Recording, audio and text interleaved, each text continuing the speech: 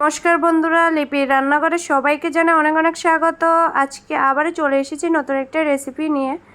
আমি আজকে রান্না করতে যাচ্ছি সিমের বিচি দিয়ে কুমড়ো, মিষ্টি কুমড়ো। তো মিষ্টি কুমড়ো ভাজি। এর আগের থেকে আমি মিষ্টি কুমড়োটা ঠিক গোল গোল করে ছোট ছোট করে কেটে নিয়েছি।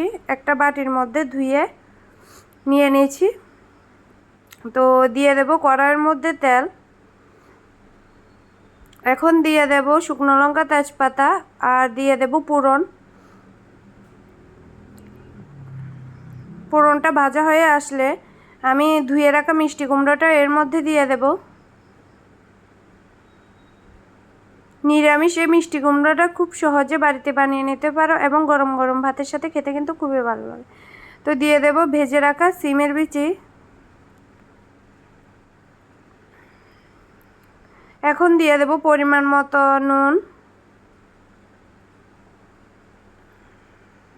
দিয়ে দেব হলুদ গুঁড়ো, দিয়ে দেব জিরের গুঁড়ো সামান্য,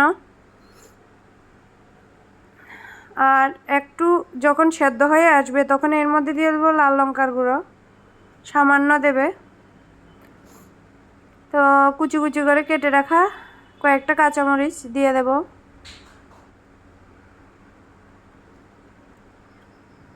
ঢাকা দিয়ে রেখে দেব 2 থেকে 3 মিনিট পর আমি কুমড়োটাকে ভেঙে এভাবে করে দেব চামচ দিয়ে। সামান্য একটু চিনি দেব। কুমড়োটা যদি মিষ্টি হয় তাহলে চিনি লাগবে না। আমি যে কুমড়োটা রান্না করেছি এটার মধ্যে মিষ্টি একটু কম হয়েছে, এই জন্য আমি চিনিটা অ্যাড করেছি। তোমরা চাইলে নাও অ্যাড করতে পারো। তো কুমড়োটা আমার হয়ে গেছে, এখন চুলা থেকে নামিয়ে নেব। আমার এই রেসিপিটা যদি তোমাদের ভালো লাগে তাহলে আমার চ্যানেলটিকে লাইক এবং সাবস্ক্রাইব করতে একদম ভুলবে না, এবং পাশে থাকা বেল আইকনটি প্লিজ ক্লিক করে থাকবেন যাতে করে ভিডিও দেওয়ার সাথে সাথে নোটিফিকেশনটা তোমাদের কাছে পৌঁছে যায়।